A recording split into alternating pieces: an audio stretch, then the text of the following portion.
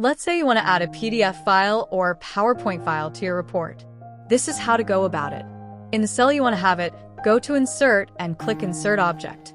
If you can't see the Insert Object button, you can search for it in the search bar.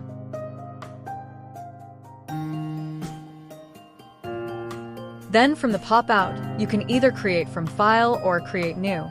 Select the file format you want to add. Toggle to show the icon.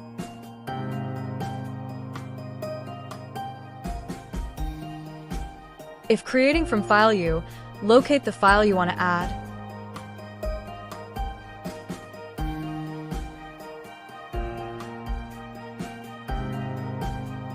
And then add it.